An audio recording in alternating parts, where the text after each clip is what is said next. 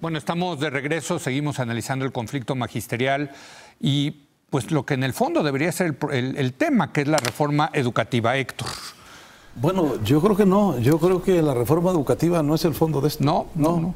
Yo creo que debería, por eso dije. El fondo de esto es una manera de organización política oaxaqueña, clientelar, violenta, que incluye a la gente, pero que tiene, digamos, unos orígenes muy anteriores y que ha dado este tipo de batalla por cosas que no tienen nada que ver con la reforma educativa.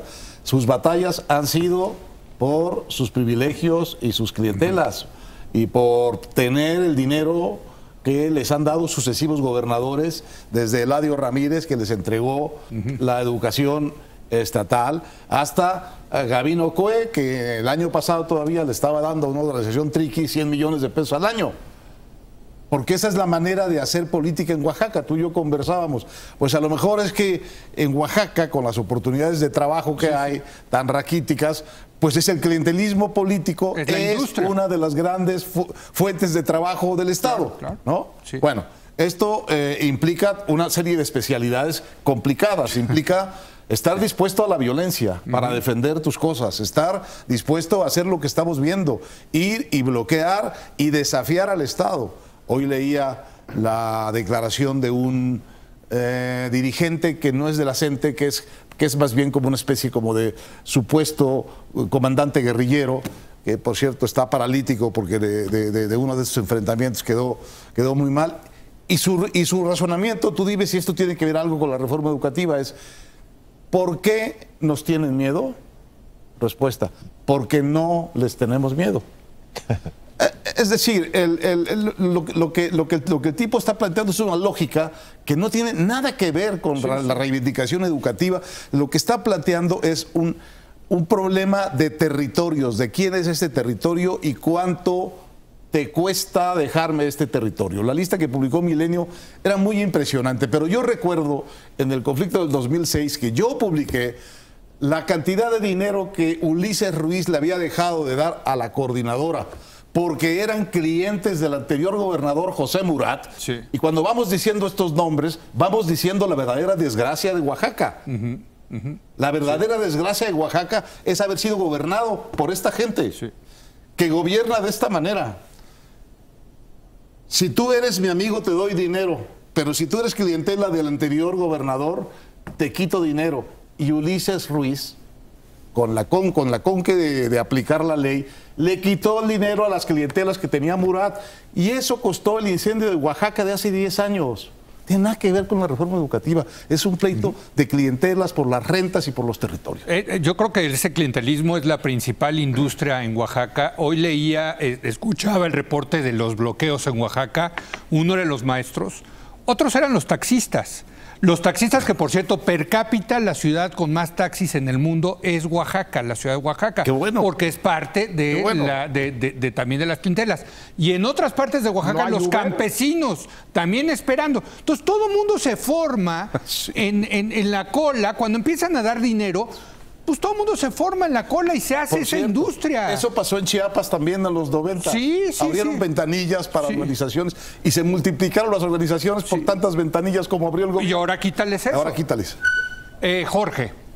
Bueno, sí, a ver, mi pregunta importante a propósito de los taxis es si hay Uber en Oaxaca o no. No sé, no. Sí, pues sí, pues, bueno, uno de los dirigentes importantes de la APO, Flavio Sosa, lo que tenía eran taxis. Eran flotillas es que hay de taxis y hay mototaxis. No sé si han ido a Oaxaca, motonetas. Es una manera de hacer política y de hacer negocio. Sí, claro. Perdón, Jorge, adelante. No ha de haber Uber, pero bueno.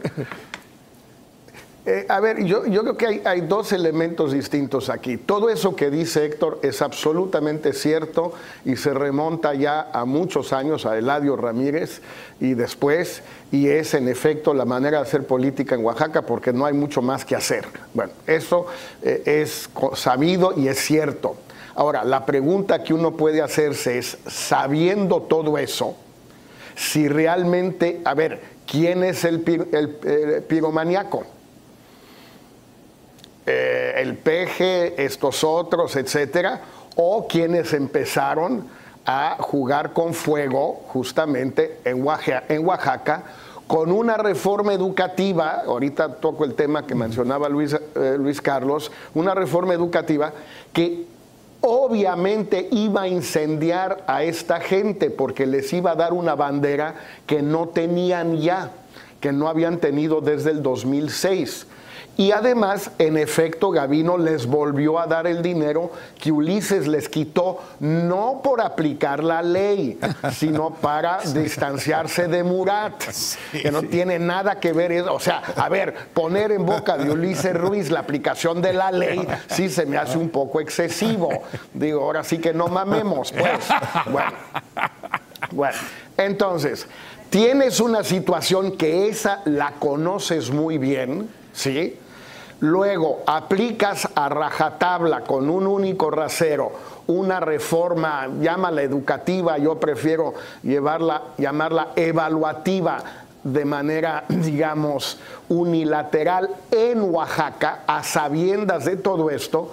Se te incendia en efecto el Estado por todas estas razones desde hace 3 años. Ahorita es el momento peor hasta ahora, pero no es que de repente esto empezó ayer o en Nochitlán. Bueno, y después de hacer eso, usas la fuerza pública, obviamente en condiciones inmanejables. Lo que dijo Galindo, te digo, ya deberían de ponerlo en letras de oro en la Cámara de Diputados o en el altar a la patria o en algún lugar así. Nos emboscaron, o sea, 2,000 manifestantes emboscaron a 800 policías federales. Es absolutamente de locos el asunto. Bueno, y después de todo eso, ves la procesión y tampoco te hincas, porque empieza a extenderte lo oaxaqueño a Michoacán, a Guerrero, a Chiapas, a Villahermosa y ahora insisto en Monterrey, porque justamente no tiene nada que ver Nuevo León con todo esto del sureste. Sí. No son los estados más pobres, no es una educación, no es maravillosa, pero no es deficiente, ni mucho menos, o no es la peor. No hay esas costumbres en Monterrey, en Nuevo León, etcétera. Entonces, dices, bueno, a ver, bájenle tantito. Y Luis Carlos, yo sí me permitiría decir, no es un asunto de que o se aplica a todo el mundo o no se aplica a nadie, no. Como tu aplicación de la ley es selectiva per se, por lo menos en México los últimos 15 o 20 años, hay estados hoy en día donde se aplica y donde no. En Chiapas, en Los Altos, con lo que queda de los zapatistas, no se aplica. En Michoacán, con las policías espontáneas, no se aplica. En una gran cantidad de zonas controladas por el narco, no se aplica. Entonces, en lugar de afirmar ese principio abstracto, la ley, toda la ley y siempre la ley en todas partes y en todo momento, no.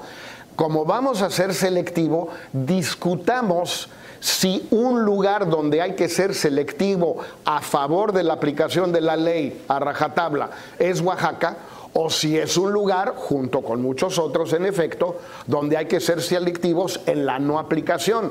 Pero no es de que en México se aplica la ley en todas partes y bueno, pues no podemos permitir una excepción en Oaxaca, por favor. Esto es uno de los grandes desafíos del futuro de México. ¿Cómo si no has aplicado la ley casi nunca, la empiezas a aplicar? Esa es una pregunta de capacidad estatal y que el país tiene que hacerse en los próximos años. Yo sí creo que tiene que haber un debate de por qué islas vas a empezar a aplicarla, si es que queremos cambiar como país. Yo por eso creo que la lucha contra la corrupción es tan importante, porque entonces te empiezas a aplicar la ley, te pones como ejemplo, castigas a tus amigos y entonces mandas una señal de que entonces sí tienes legitimidad para ir por los demás. Como no ha hecho eso el Estado mexicano, entonces ahorita estamos en un grave problema. Yo sí creo que la reforma educativa es una cosa tan importante para el futuro de México, porque yo creo que lo que está a debate en realidad es una cosa más relevante, como mencionó Héctor. Si queremos construir una sociedad basada en el mérito y la igualdad, o si queremos mantener una sociedad que se dirime a través de las rentas, las clientelas, la discreción en la legalidad. Yo creo que esa es la discusión fundamental del modelo de país que queremos. Y si lo planteamos así, queremos un país que se dirima con base en el esfuerzo personal, la igualdad, la meritocracia o seguimos a la antigüita? Si lo planteamos así, yo creo que podemos traspasar las discusiones de que fue el gobierno, fue la Policía Federal, es Peña, es la mafia del poder, que eso es lo que nos va a poner una trampa en 2018. Pero ¿qué les dices a estos grupos que viven de este otro modelo clientelista, corporativo, etcétera? De repente decirles, miren, ahora nos vamos a pasar a este otro modelito de mérito, de... O sea, ahí no está fácil. Déjame concluir. Estoy hablando de que esta debe ser la discusión global para poder orientar las pasiones que en este momento no salen de que Aurelio Nuño es un represor, Peña tiene la culpa, López Obrador va a incendiar. Yo creo que esa discusión es una discusión de coyuntura y de verse el ombligo. Yo creo que lo que está en discusión es eso. Ahora, el problema es que estas clientelas de Oaxaca que llevan 100 años viviendo de eso, prefieren morir en la batalla que perder su cheque mensual.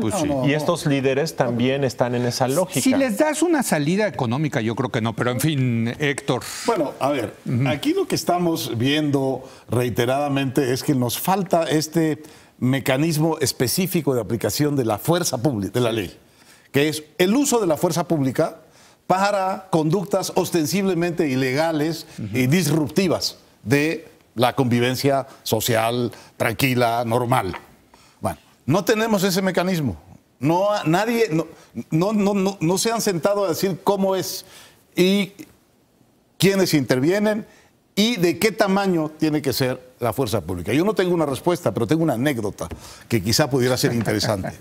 Es una anécdota de Fernando Gutiérrez Barrios, durante años la leyenda de la seguridad mexicana, así como Hank es la leyenda de cómo hacer dinero en el gobierno. Gutiérrez Barrios es la leyenda de cómo se ejercía la seguridad del PRI. De los sótanos del poder, para citar a un gran autor. Tengo una anécdota buenísima de él cuando fue gobernador de Veracruz y nos encontramos en un informe de gobierno de Pedro Joaquín Codwell. Sí. Y ahí mismo me contó 3 anécdotas. Yo es la que voy a contar ahorita. Me dice, mire, el problema es que con este tema de los caciques veracruzanos, estaba muy de moda ahí, unos caciques ganaderos en el sur que habían sido dominados y otros. Y entonces me dice, mire, le voy a contar la historia del cacique de Guayacocotla. Porque yo llegué al Palacio de Gobierno y me vinieron a decir que el cacique de Guayacocotla mató a 2 personas. Y yo dije, pues detengan al cacique de Guayacocotla. Y me dijeron, no lo podemos detener. ¿Por qué? ¿Por qué no lo pueden detener? Porque es un hombre muy poderoso. ¿Y en qué consiste su poder? Bueno, tiene mucha influencia en el Palacio de Gobierno en Jalapa. Ya no lo tienen. Entonces la respuesta es, esa era una razón, ya no la tiene. En este Palacio de Gobierno, el cacique de Guayacocotla no tiene más influencia política. ¿Qué más? No, pues tiene gentes armadas. ¿Cómo cuántas gentes armadas tiene? Pues 50. Pues mándenles 350. Y se acabó el cacique de Guayacocotla sin disparar un tiro. Es increíble que mandes una fuerza de 900 personas cuando lo que necesitas contener es a 2,000 o a 3,000. Tienes que mandarles 14,000 o 15,000 o 20,000 para que la fuerza abrumadora... para que la fuerza abrumadora evite el uso de la fuerza. Sí, Jorge.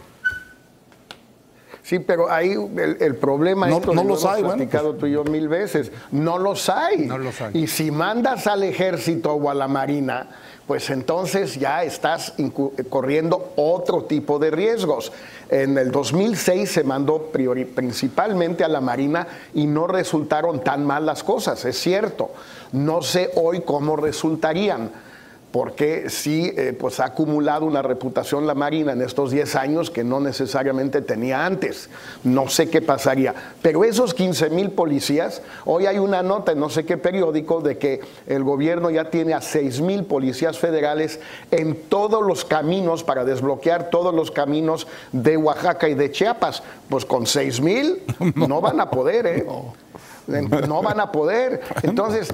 no se ha construido eso y el Estado mexicano, en su sabiduría intuitiva, que yo creo que es algo que se ha ido reproduciendo a lo largo de los años, no reprime no por miedo, reprime porque sabe que no tiene con qué reprimir sin matar. Sabe que no. Hay una especie de intuición genial ahí del Estado desde los años 40 o 50, entre otros de Gutiérrez Barrios, que fue la memoria malsana, pero la memoria al fin durante muchos años. A ver, aguas, no tenemos con qué madrear a la gente. Tenemos con qué matarla, eso sí, torturarla, desaparecerla. Tenemos con qué reprimir limpiamente, legalmente, democráticamente. La respuesta de cualquier gente sensata en México hoy que conozca el interior del Estado, la respuesta tiene que ser que no. No tenemos con qué. Bueno, ahora, si hay alguien que me diga que sí tenemos, pues me encantaría conocerlo. Bueno, y también hay que, ahora que los argumentos culturalistas están tan de moda, que dentro del PRI, de la clase política priista, permea este argumento de que conflicto que se arregla con dinero, conflicto que sale barato.